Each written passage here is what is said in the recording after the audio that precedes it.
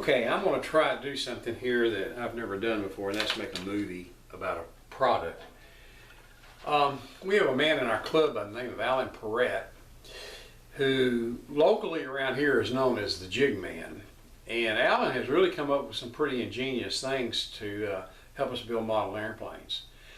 And one of the things that he came up with was this sliding table for my bandsaw. I have a Rikon bandsaw. It's not the best, but it's not the cheapest, and it's a fairly good bandsaw for what I do with it, cutting balsa and plywood.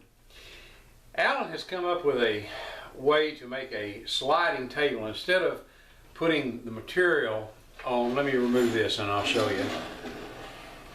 Now, this is what a bandsaw table normally looks like. You're all familiar with these things. Where the fence goes, or not the fence, but the miter gauge slot was, he actually milled this with a piece of aluminum bar stock, which is is screwed to the bottom, and then the screw comes down here to act as a stop. This was actually laminated out of two pieces of 1/2 inch birch plywood, so it's actually 1 inch thick. And as you can see, he has installed the aluminum channels here so that you can take your fence and move it by turning these knobs, and you can either rip or cross cut with it. They slide in these channels. I'm going to put it back here to show you. We had to make a cut through the center of it to line it up so that you can make your cuts, and then that's as far back as we went with it. So I've drawn a reference line here so I can line my fence up wherever I want it to, and then these stops that slide back and forth, there's a scale on here, and if you want to cut a whole bunch of pieces, like say all of them 2 inches long, say you got 20 or 30 of them that you need to cut for some reason or other, you can just set the stop to the 2 inch mark on the scale, tighten it down, and then cut multiple pieces simply by sliding your table. You set something like this. This is on 0 where the blade is. These knobs you just tighten down to wherever you want your fence.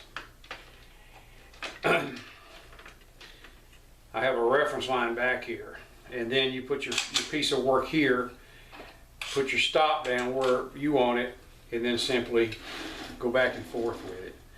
You can also cut angles without any problem. The way the channels are, you loosen your stops up here and loosen up your fence, and you can, move this any way you want to cut whatever angles. Now, what I still have to do is put lines, take a marker and we'll mark lines on here, probably an X, and then parallel lines, so that you can have reference lines to work with.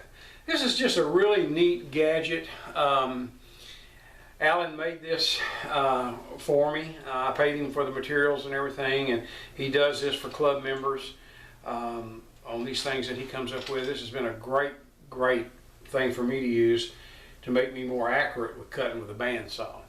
So I hope this little video introduction, there's a whole lot more to this and what it will do, but all this aluminum channel that you see and the knobs and everything is available through a company called Woodpecker.